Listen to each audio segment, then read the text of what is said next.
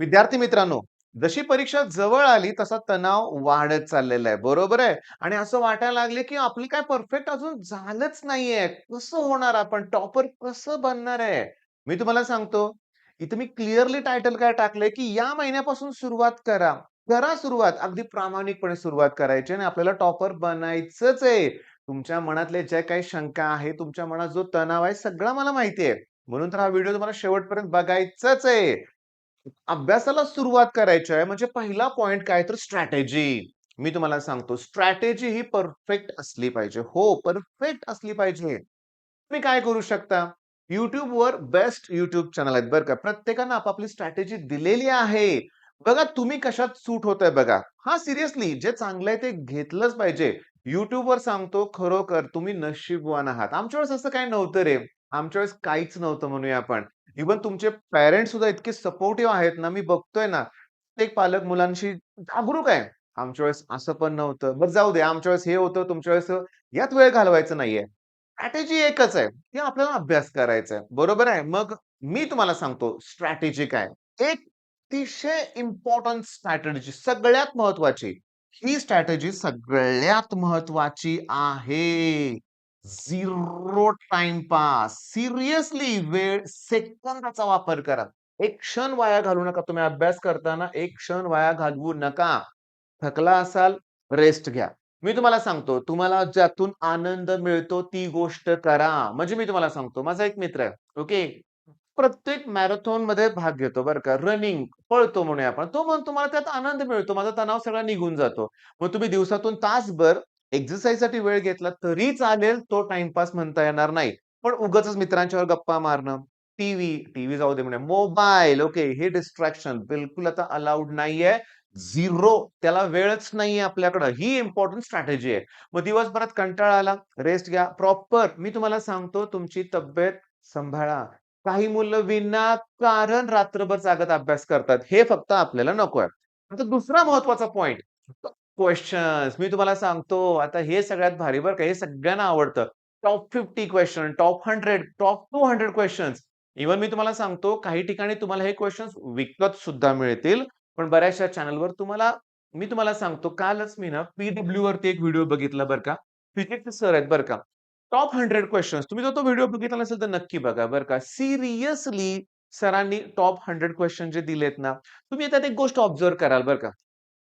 खरोखर ते important questions आहेत बरं का. आता सरांचं नाव मला माहीत नाही बरं का, लक्षात घ्या. पण तुम्ही कमेंटमध्ये सांगा तुम्हाला माहीत असेल तर. पण मेन पॉइंट काय की सरांनी ऑब्झर्व्ह केलं का की पी-वाय-क्यूज दिलेत. म्हणजे ह्याचं महत्व आहेच. बरं, आता 1 मिनिट बघूया. मग आम्हाला हे मिळतंय. काही ठिकाणी कोर्स पेड सुद्धा आहेत, फ्री आहेत. मी तुम्हाला मगाशी सांगितलं. पण करायचं कसं? ते मी तुम्हाला सांगणार आहे, लक्षात घ्या. पहिली गोष्ट म्हणजे एक क्वेशन घेऊया आपण फॉर एक्झाम्पल बरं का. या क्वेशनला मला 5 मिनिटं लागतील. 5 ते 10 मिनिटं म्हणूया आपण. मग माझी एक स्ट्रॅटेजी आहे बरं का. आता मला एक लक्षात आलंय बरं का. माझ्याकडं 3 ऑफलाईन बॅचेस आहेत समजा म्हणूया आपण 12th स्टँडर्डच्या. एक रेग्युलर 2 मुलं आणि एक रिपीटर म्हणूया आपण. आता रिपीटरचं जाऊ दे, त्यात काही मुलं बोर्डची एक्झाम पण देणार आहेत, त्यामुळे त्यांना सुद्धा करावंच लागणार आहे. मग आता मला काय सांगायचंय बघा, की माझ्या एक डोक्यात आलंय, की ह्यांना जे मी शिकवतोय ऑफलाईनमध्ये ॲज इट इज YouTubeवर द्यायला सुरुवात करूया. छोटे-छोटे व्हिडिओ बनवूया आपण. ओके, म्हणजे YouTubeवर इथे व्हिडिओ बनवूया आपण, अपलोड करूया आणि ऑफलाईनच्या मुलांकडून पण करून घेऊया. आता मी तुम्हाला सांगू का तुम्हाला सुद्धा प्रामाणिकपणे हे करावं लागणार आहे. मग चला वहीन पेन पहिला हातात घ्या. पहिल्यांदा वहीन पेन हातात घ्या आणि हे जो क्वेश्चन आहे इथे दिसतंय मला. Conservation of angular momentum. काय दिलंय? In the absence of external unbalanced torque. बघा, इथनं सुरुवात करूया. In the absence of external unbalanced torque, angular momentum is conserved. चला इथूनच सुरुवात करूया. Angular momentum is conserved in the absence of external unbalanced torque. हा कोणता आहे? हा law of conservation of angular momentum आहे. त्याचं प्रूफ इथं समोर दिसतंय तुम्हाला. सांगू आता? प्रॉब्लेम कुठं होतोय? नाही जमत मुलांना. मग इथे मी तुमचं थोडंसं बेसिक घेतो. मला सांगा बघू, for every action there is equal and opposite reaction. कोणता लॉ आहे हा? न्यूटन्स थर्ड लॉ आहे. बरं न्यूटन्स फर्स्ट लॉ पण आहे. न्यूटन्स सेकंड लॉ काय आहे? सांगतो तुम्हाला. न्यूटन सेकंड लॉ जो आहे ना, लक्षात घ्या. न्यूटन्स सेकंड लॉ हा जो आहे तो काय सांगतोय? तो फोर्स बघा, फोर्स आणि बघा rate of change of momentum आणि फोर्स याच्यामध्ये तो रिलेशन सांगतोय. बघ, रेट ऑफ चेंज ऑफ काय सांगितलं मी? मोमेंटम. बर म्हणजे ऐका मी काय सांगतोय ते. मोमेंटमचा फॉर्म्युला MU म्हणजे change in momentum MV minus MU. Rate म्हटलं की टाइम न डिवाइड करूया. चला यातनं एम कॉमन काढूया म्हणजे काय येणार V minus U upon T. अरे पण V minus U upon T म्हणजेच कोण? ऍक्सिलरेशन. आणि मास इंटू ऍक्सिलरेशन म्हणजेच काय रे? फोर्स ना. पण थांबा ना. Rate of change of momentum काढण्यासाठी मोमेंटमचं सिम्बॉल जर मी पी घेतलं तर याचा रेट येणार ना DP by D okay. DP bar by D म्हणूया आपण. मग जर तो कुठं तुम्हाला डीपी बार बाय डी मिळालं तर ऍक्च्युली तो फोर्स आहे हे लक्षात घ्या. आलं लक्षात? आलं लक्षात? मग मला सांगा बघू हे काय लिहिलंय त्यांनी डीपी बाय डी म्हणजेच काय लिहिलंय? फोर्स. का लिहिलं? Newton's second law of motion. बर. दुसरी महत्वाची गोष्ट म्हणजे मी आता आणखी लिहिलं होतं बघा की पी बार म्हणजे एम इंटू व्ही बार. बरं का रे बाळांनो. पी बार म्हणजे कोण? एम इंटू व्ही बार. ओके. एक्स जर डिस्प्लेसमेंट असेल, बघा हे लिहायचंय. वहीन पेन तुमच्याकडे आहे. मी तुम्हाला सगळ्या गोष्टी व्यवस्थित एक्सप्लेन करतोय आणि हा प्रश्न इतका परफेक्ट आता करायचा आहे आपल्याला. 1-2 वेळा लिहायचंय, प्रॅक्टिस करायची आहे, की म्हणजे उद्या फिजिक्सचा पेपर आहे ना, मला हा प्रश्न बघायची गरजच लागली नाही पाहिजे. एवढी तयारी करायची आहे, मग झाला तुम्ही टॉपर लक्षात घ्या. बरं. एक्स म्हणजे डिस्प्लेसमेंट असेल, तर rate of change of displacement बघा रेट म्हणजे मी टाइम न डिवाइड करतोय. मग rate of change of displacement म्हणजे वेलॉसिटी. ओके. आता rate of change of velocity म्हणजे ऍक्सेलरेशन. म्हणजे ऍक्सेलरेशनसाठी मला याचं परत डेरिव्हेटिव्ह काढलं पाहिजे. म्हणजे मी असं लिहू शकतो की नाही double derivative. T square x upon T square म्हणजे सुद्धा काय आलं? ऍक्सेलरेशन. बर आता जर मी आर हे सिम्बॉल वापरलं, कोणतं सिम्बॉल वापरलं सांगा? आर.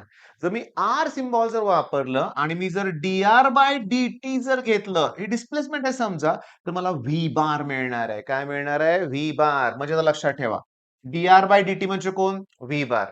dp बाय dt म्हणजे कोण आहे सांगा? F bar. बर. आता 11th स्टँडर्ड मध्ये मॅथमेटिकल मेथड असं कुठला तरी एक टॉपिक आहे बरं का. ओके. त्याच्यामध्ये वेक्टर प्रोडक्ट आहे. मी तुम्हाला सांगू का त्याचे ऍप्लिकेशन बघा. तुम्हाला जर टॉर्क काढायचा असेल तर तुम्हाला R bar cross F bar घ्यावं लागतं. जर तुम्हाला एल बार पाहिजे असेल तर R bar cross P bar असतं. जर तुम्हाला व्ही बार पाहिजे असेल तर omega bar cross R bar. हे काय? इथं आर अगोदर घेतलं, इथं का आर नंतर घेतलं? हो. हा वेक्टर प्रॉडक्ट आहे. ह्यात जो ऑर्डर आहे तीच घ्यावी लागते. तुम्ही टॉर्क म्हणजे F bar cross R bar घेऊ शकत नाही. कारण वेक्टर प्रॉडक्ट हा कॉम्युटेटिव्ह नसतो. मग हे पण फॉर्म्युले मला लागणार आहेत. बघा ना, या 2 मार्काच्या प्रश्नासाठी 1, 2, 3 त्याच्यानंतर तुम्हाला सांगतो 4 त्याच्यानंतर 5 एवढे फॉर्म्युले मला लागणार आहेत. म्हणजे तुमच्या एक गोष्ट लक्षात या सगळं बेसिक तुम्हाला आलं पाहिजे. पण हे जे घेतो ना मी व्हेलॉसिटी, ॲक्सेलरेशन याची गरज तुम्हाला सांगतो ऑसिलेशन मध्ये सुद्धा लागते. Differential equation of linear SHM. बरं चला आता शेवटची 5 मिनिटं. बघा in the absence of external unbalanced torque, angular momentum remains किंवा इज कन्झर्व्ड. हे स्टेटमेंट आहे. आता बोर्डला स्टेटमेंट पण विचारलंय, पण याचं प्रूफ पण तेवढंच इम्पॉर्टंट आहे. मग आपण सुरुवात कशी करायची, की L bar equals to R bar cross P bar.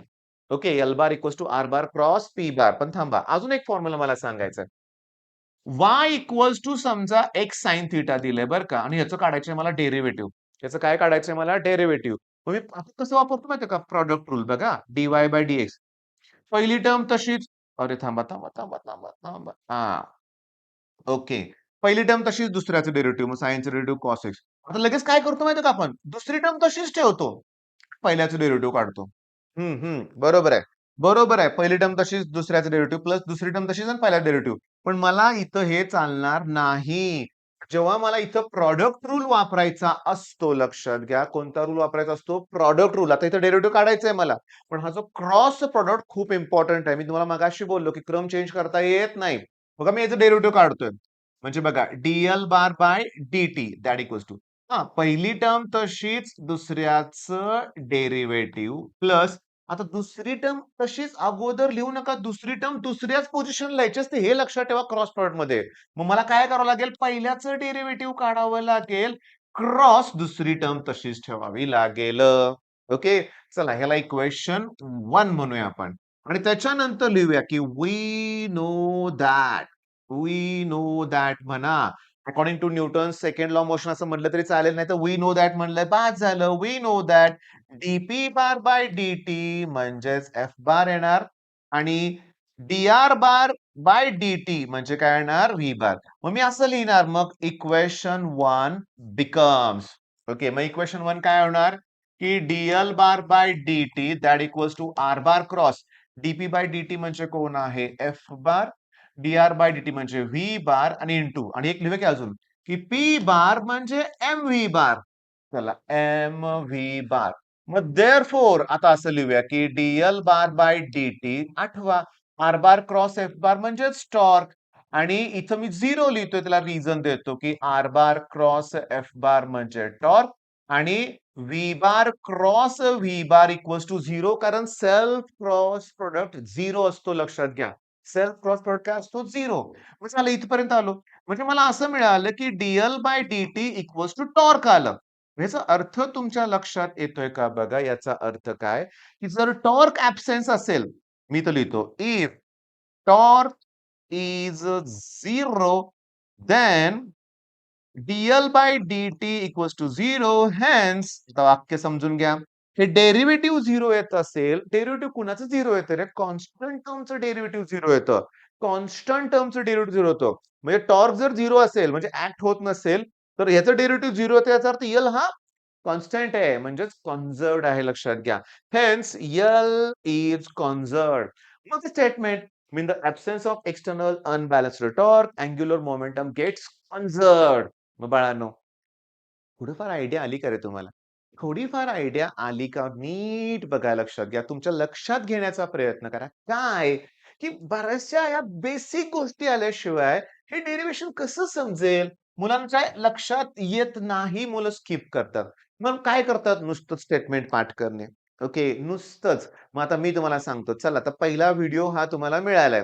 Okay, ह्यात मी मी माझं टार्गेट हे आहे बरं का, तुम्हाला सांगू का? माझं टार्गेट हे आहे. Okay, okay. टॉप 100 क्वेशन्स म्हणूया आपण.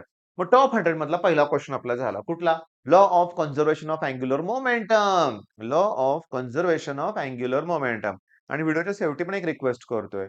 YouTubeवर जे बेस्ट आहे तेच घ्या बरं का बाळांनो. मी तुम्हाला सांगू का रे बाळांनो, की दरवर्षी मी हा अनुभव घेतो, की विद्यार्थ्यांसाठी आनंदाची बातमी, विद्यार्थ्यांसाठी दुःखाची बातमी, विद्यार्थ्यांसाठी धक्कादायक बातमी, विद्यार्थ्यांसाठी आनंदाची बातमी. हे टायटल टाकून भरपूर व्हिडिओ येतात लक्षात घ्या. पण मी तुम्हाला खरं सांगू का? जे वाईट आहे तिकडे बाजूला ठेवूया चला. पण बेस्ट काय स्टडी चक्रसारखं चॅनल आहे. आर-जी सर आता येणार आहेत परत वन शॉट लेक्चर्स घेऊन. हे फिजिक्सची तुमची काळजीच मिटलेली आहे लक्षात घ्या. तुम्हाला सांगतो मॅथ्सला दिनेश सर, गणितांक सर आहेत. केमिस्ट्रीला सोविन सर आहेत. आणि मी तुम्हाला सांगतो, मी तुम्हाला फिजिक्स, केमिस्ट्री, मॅथ्स सगळं प्रोव्हाईड करतोय. पण मी क्लिअरली सांगू का? माझी मेथड थोडीशी वेगळी असणार आहे. मी आता इथून म्हणजे माझं पहिलं टार्गेट असणार आहे इथं म्हणूया आपण. ओके. आर्ट्स म्हणजे 0 लेव्हल पासून मला सुरुवात करायची आहे. का? मी तुम्हाला सांगतो गेल्या आठवड्यात माझ्याकडे एवढी नवीन मुलं आलेत. मी बघतोय पूर्णपणे नुकसान झालेलं आहे. जेईई धड म्हणतो ना आपण तेलही गेले, तूप बी गेले, हाती दुपाटणे आले अशी अवस्था आहे. तर जेईई नाही, धड सीईटी नाही, बोर्ड नाही.